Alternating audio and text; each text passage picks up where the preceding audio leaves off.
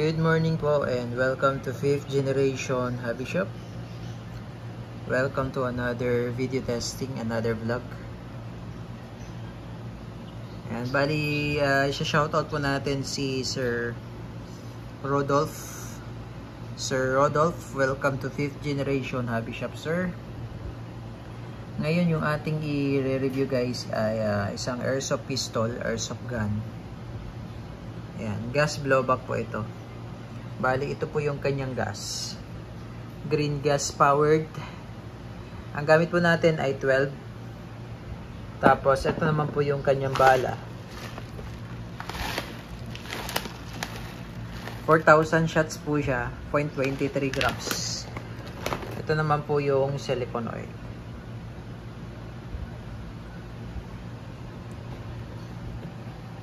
Ito po yung kanyang magazine. Metal magazine, gas magazine. 15 rounder capacity nito. Single stock. Dito po kinakargahan ng gas. Ayan, bulb na yan. Diyan po kinakarga yung gas. Ito naman po yung outlet valve. Ito yung inlet.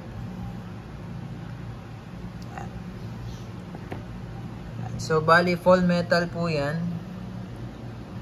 Tapos, rubberized na yung grip niya.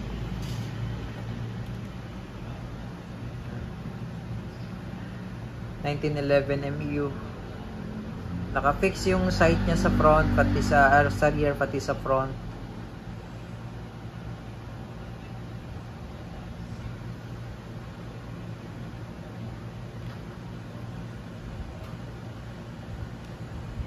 Ayan, made in Taiwan by WE.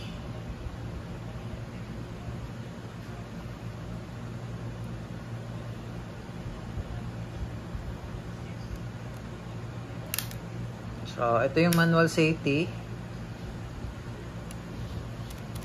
Ayan.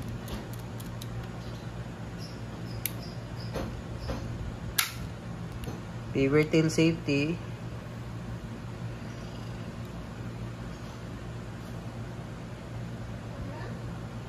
Okay, so babaklasin lang po natin. Pakita ko lang sa inyo kung paano siya babaklasin, ano?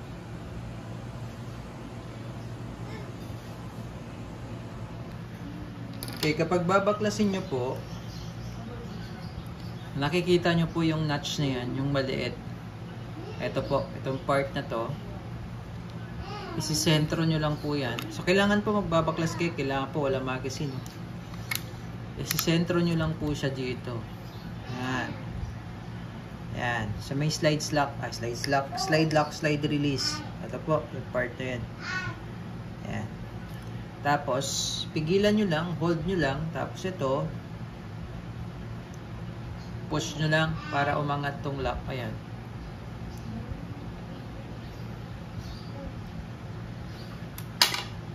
Yun. Tapos, ganun lang. So, yan po yung internals.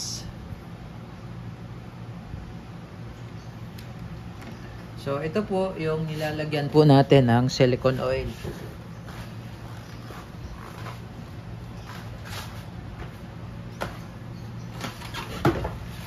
So, kaya po siya mayroong free na silicone oil.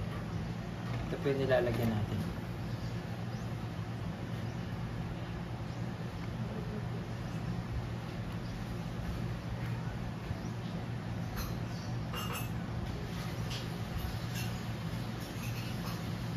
Yan. Pwede rin dito, konti lang. Ang purpose lang natin dito ay para malubricate yung rail. Rail po ito ng slide. Yan. Kasi di ba po blowback siya, so pabalik-balik po dyan yung slide. So kailangan lubricated siya.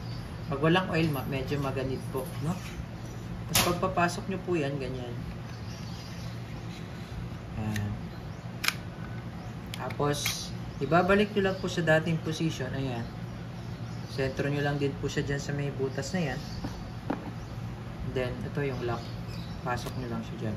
Push nyo lang. Release. ano na siya, smooth na siya ngayon. Okay, ngayon sa paglo-load naman so ito naman lalagyan natin ito mga oil.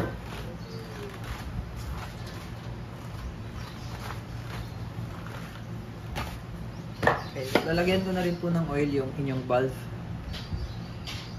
para ma-lubricate po yung o-ring.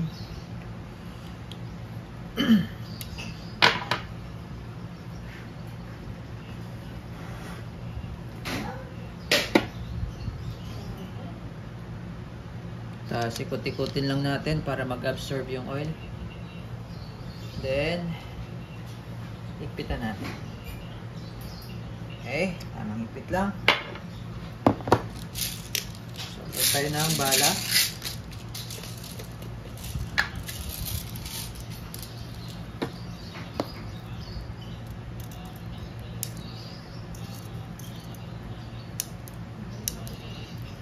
Single stack lang po siya, 15 rounder.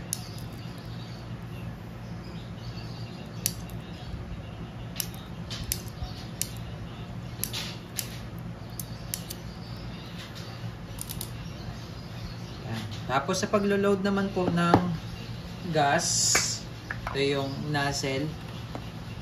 Tutok nyo lang siya dito sa may butas na yan. Kailangan po patiwarik yung magazine. So ganyan, 3 to 5 seconds lang po.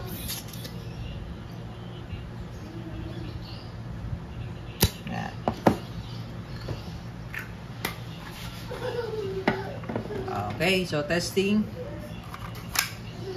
1911 MEU full metal gas blowback airsoft pistol.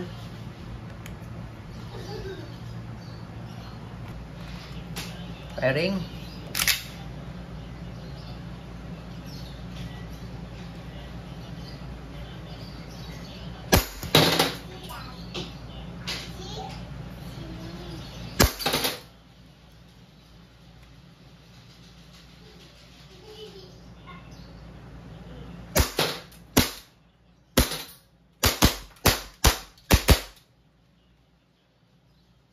Open slide. So minsan po hindi siya nag-open slide kapag yung magazine malamig.